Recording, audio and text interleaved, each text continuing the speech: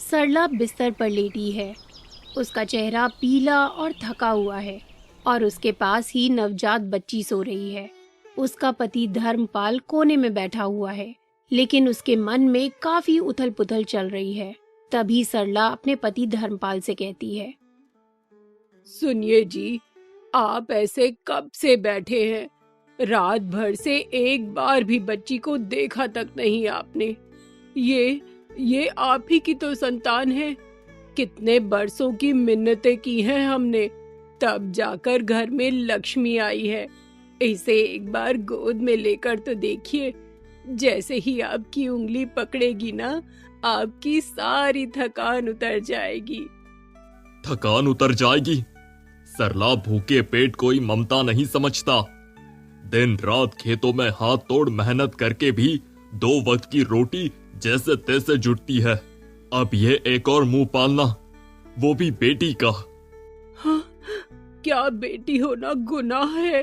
क्या भगवान से अब मैं इसके लिए भी शिकायत करूं कि तूने मुझे बेटी क्यों दे दी? जब वो जन्म ले रही थी, मेरा पूरा शरीर कांप रहा था, पर जैसे ही उसे देखा, ऐसा लगा मानो सारा दर्द चला गया हो। आप भी एक बार देखिए ना, आखिर क्या बुरा किया है इस नन्ही सी जान ने आपका? बुरा इसने कुछ नहीं किया सरला, पर दुनिया बुरी है। बेटी के हिस्से में ससुराल का जुल्म आता है और माँ बाप के हिस्से में दहेज का बोझ। और इस घर में ना धान है ना पैसा। पालू कैसे मैं इसे? तो क्या आप ऐसे ही दूर भागते रहेंगे इससे? दुनिया बेटी को चाहे जैसे भी देखे, हम तो ऐसे नहीं है ना। हम इसे काबिल बनाएंगे और कभी बोझ नहीं बनने देंगे, कभी नहीं बनने देंगे बोझ। माफ करना सरला, मैं मजबूर हूं। अगर मैं इसे पालने बैठ गया तो 3 रोटियां आधी हो जाएंगी और फिर एक दिन भूखे मर जाएंगे। बेहतर यही है कि अभी इससे नाता तोड़ दूं। नहीं जी नहीं, ऐसा मत कहिए। मरना मंजूर है मुझे, पर इसे किसी अजनबी के हवाले नहीं कर सकती। मेरी गोद अभी गीली है, सूखने मत दीजिए इसे। मैं आपके आगे हाथ जोड़ती हूँ, मत कीजिए ऐसा, मत कीजिए। क्या भगवान का भी भय नहीं है आपको? मैं जानता हूं तुम क्या महसूस कर रही हो, पर मुझसे नहीं हो पाएगा।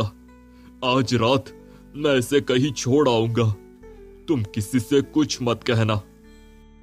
इतना सुनते ही सरला फूट फूट कर रोने लग जाती है, लेकिन धर्मपाल कठोर चेहरा बनाए रखता है। उसी रात वो बच्ची को ले जाकर मंदिर की सीढ़ी पर रख देता है। हे भगवान, मैं कोई पापी नहीं हूँ, हालात ने मजबूर किया है। मेरी जगह अगर आप होते तो क्या करते? ये मासूम है, इसे कोई अच्छी गोद मिले, बस यही मांगूंगा। धर्मपाल दूर जाकर एक बार पीछे मुड़कर देखता है और फिर चला जाता है। बच्ची रोने लगती है। तभी एक भिखारिन देवकी वहां आती है।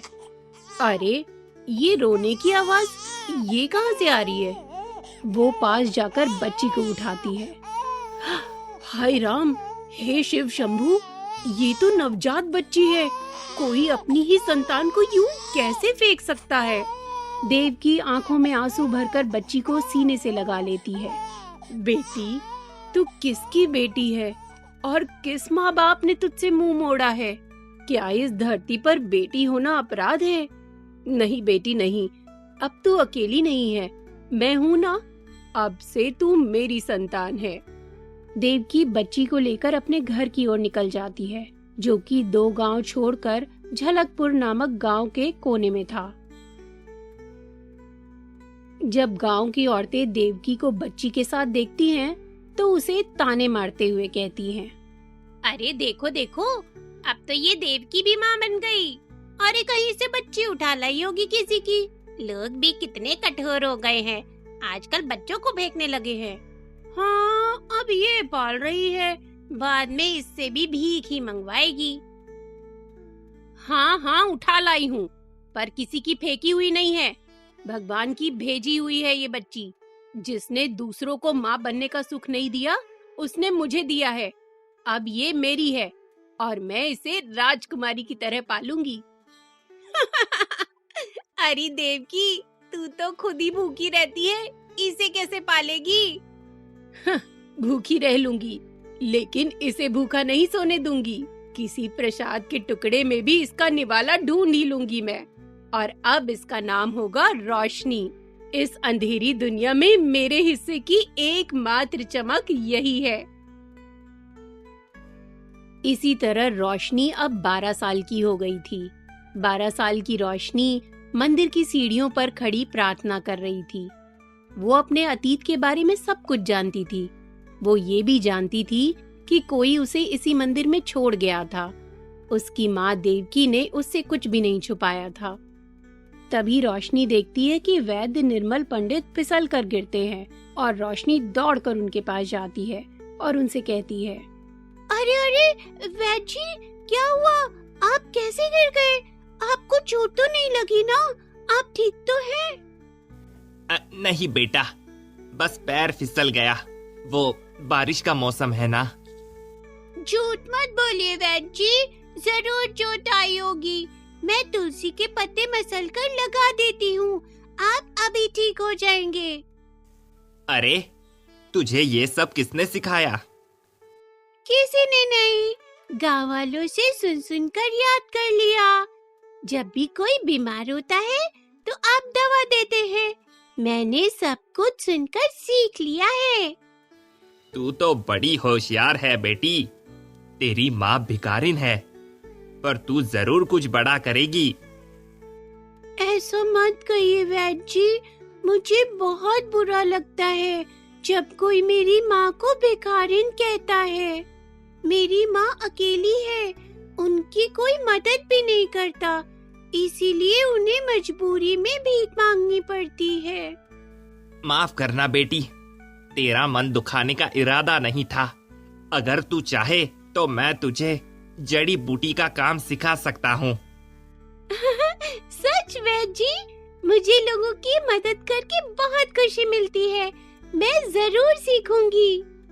वैद्य जी रोशनी को आशीर्वाद देते हैं और वो घर लौटती है और अपनी माँ को सारी बातें बताती है। उसकी बातें सुनकर देवकी गर्व से मुस्कुराती है। वर्षों के बाद रोशनी अब प्रसिद्ध वैद्यनी बन चुकी है। गांव-गांव में लोग इलाज के लिए आते हैं। माँ देवकी भी अब भीख नहीं मांगती, लेकिन वैद्य के बेटे ओमकार को जलन होती रहती है। पिताजी, आपने भिखारिन की बेटी को इतना सिखा दिया है, अब वो नाम कमा रही है। आपको सिर्फ आधा हिस्सा देती है। आपको नुकसान हो रहा है। चुप कर, तुझे कहा था काम सीख ले, पर तू अपनी ही दुनिया में मग्न रहा। रोशनी मेहनती है, सच्चे मन की है। तुझे उससे वही अब मेरी मदद करती है। तुझे उससे जलन है, शर्म नहीं आती? वैद्य जी की बातें सुनकर ओंकार शर्मिंदा होकर वहाँ से चला जाता है। इधर धर्मपाल बीमार और कमजोर हो चुका है और सरला और धर्मपाल दोनों घर घर जाके भीख मांगते हैं, लेकिन कोई उन्हें खाना नहीं देता है। भूखे प्यासे वो दोनों मंदिर की सीढ़ियों पर जाकर बैठ जाते हैं। सरला, मेरे कारण इस बुढ़ापे में तुझे भीख मांगनी पड़ रही है। मुझे माफ कर दे, ये मेरे पापों की सजा है। अब पछताने से क्या होगा? शुरू से आपसे यही शिकायत रही मुझे कि आपने हमारी बच्ची को लड़की जानकर त्याग दिया। पता नहीं आज मेरी बच्ची कहाँ होगी, किस हाल में होगी। मैं उससे दोबारा मिल भी पाऊंगी या नहीं। हाँ सरला, बहुत बड़ी गलती की थी मैंने। काश उसे उस दिन इस मंदिर में ना छोड़ा होता। क्या तुमने हमारी बच्ची को इसी मंदिर में छोड़ दिया था? हाँ? हाँ, मैंने उसे इसी मंदिर में छोड़ा था, इसलिए आज मैं तुम्हें यहाँ लाया हूँ। अगर मुझे पता होता कि तुम उसे मंदिर में छोड़ने वाले हो तो मैं उसे कहीं दूर ले जाकर अकेले ही उसे पाल लेती, लेकिन तुम्हें ऐसा कभी नहीं करने देती, कभी नहीं करने देती। रात के समय में रोशनी अपनी माँ देवकी से बातें कर रही थी। माँ, क्या आपको पता है मेरे जो असली माँ बाप हैं, जिन्होंने मुझे जन्म देते ही त्याग दिया, वो इस वक्त कहाँ होंगे, कैसे होंगे और क्या कर रहे होंगे?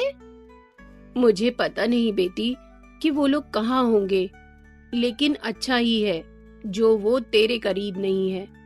उन लोगों ने तुझे ऐसी किसी चीज की तरह अकेले छोड़ दिया। उससे पता चलता है कि वो लोग तुझसे कितना प्यार करते थे। शायद भगवान को भी मंजूर नहीं था कि तू उन लोगों के साथ रहे, इसीलिए मुझे तेरे रूप में भगवान से तोहफा मिला है, क्योंकि मैं तुझे हमेशा लक्ष्मी ही मानती हूँ। ओहो, मैं भी ना ऊट-पटांग बातें ही सोचती रहती हूँ। आप ही तो मेरी प्यारी माँ हो। आपसे ज्यादा मुझे कोई इस दुनिया में प्यार कर ही नहीं सकता, इसीलिए शायद भगवान ने मुझे आपके पास भेज दिया है। अगली सुबह जब रोशनी मंदिर में आती है तो सरला और धर्मपाल को देखकर उनसे पूछती है, अरे चाचा जी, चाची जी, आप लोग यहाँ कहाँ से आए हो? आप लोगों को तो पहले यहाँ कभी नहीं देखा। हाँ बेटी, हम लोग यहाँ के नहीं हैं। मैं और मेरे पति मंदिर से 2-3 गांव छोड़कर जो गांव है वहीं से आए हैं। हम बहुत भूखे हैं बेटी, और मेरे पति भूख और बीमारी के कारण कमजोर हो चुके हैं। हमारी मदद कर दो बेटी, हमारी मदद कर दो। रोशनी उन्हें घर ले जाती है, उन्हें खाना खिलाती है, उनका इलाज करती है और उन्हें आराम करने देती है। आप इनका ख्याल रखो, ये लोग शायद बहुत दिनों से भूखे हैं। मैंने खाना खिला दिया है और उनकी तबीयत भी सही नहीं थी, तो मैंने दवा भी दे दी है। मैं वैद्य जी के घर से अपना काम खत्म करके आती हूँ, तब तक आप इनका ध्यान रखिएगा। हाँ बेटी, जा तू अपना काम खत्म कर, मैं इनका ध्यान रख लूंगी। तेरी माँ भी इतनी भी बूढ़ी नहीं हुई है। इतना कहकर रोशनी वैद्य जी के घर चली जाती है और कुछ गांव वालों के इलाज करती है। अपना सब काम खत्म करके रोशनी जब घर आती है तो देखती है कि धर्मपाल का बुखार उतर गया है और सरला और उसकी माँ तीनों बैठकर बातें कर रहे थे, और रोशनी भी उनके बारे में जानने के लिए उनसे बात करने लगती है। चाचा जी, चाची जी, आप लोग अभी कैसे हैं? तबीयत तो ठीक लग रही है ना आपको, या अभी भी कमजोरी सी लग रही है? नहीं बेटा, अभी तो बहुत आराम आया है शरीर को। भूख के मारे शरीर बहुत कमजोर हो गया था। धन्यवाद तुम्हारा और तुम्हारी माँ का, जो हमें भर पेट खाना खिलाया और इलाज किया। नहीं नहीं, इसमें धन्यवाद की क्या जरूरत है?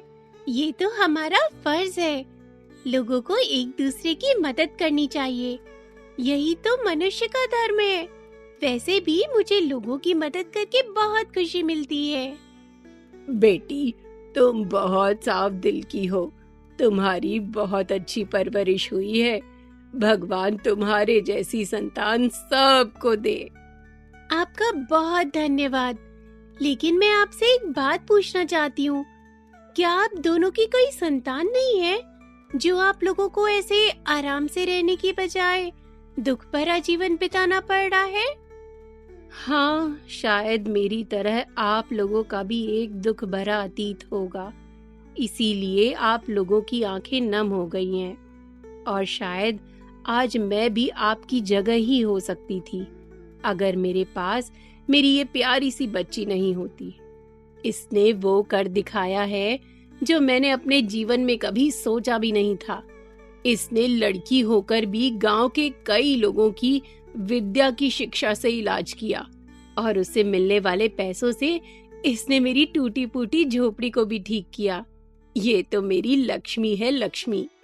ये सुनकर सरला अपनी भावनाओं को छुपा नहीं पाती है और रोते हुए कहती है, लक्ष्मी तो हमारे घर भी आई थी बहन, पर मेरे पति की जिद ने हमें पापी बना दिया, जिसकी सजा हम आज तक भुगत रहे हैं। ये सब सुनकर रोशनी सरला से कहती है, क्या हुआ था चाचा जी आप लोगों के साथ? और किसने आपकी बेटी को आपसे अलग कर दिया? ऐसा घटिया काम तो किसी पापी ने ही किया होगा। सरला ने दुखी स्वर में देवकी और रोशनी को अपने अतीत के बारे में सारी बातें बता दी और ये बताते बताते सरला और धर्मपाल की आंखें नम हो जाती हैं। सरला के मुंह से ये सब सुनने के बाद रोशनी और देवकी को सब समझ में आ जाता है कि यही दोनों रोशनी के असली माता पिता हैं।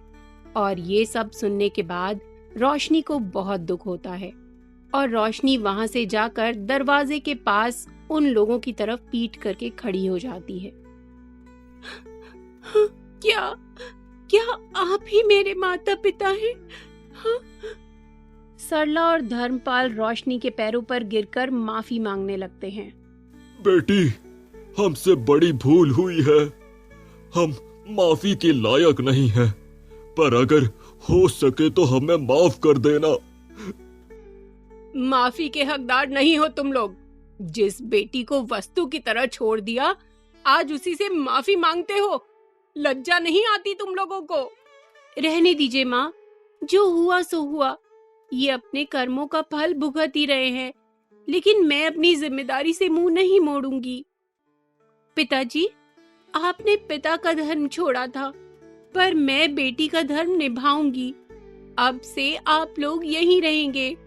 और एक बात, कभी किसी बेटी को बोझ मत समझना, क्योंकि कब कोई बेटी लक्ष्मी बनकर घर का भाग्य बदल दे, ये कोई नहीं जानता।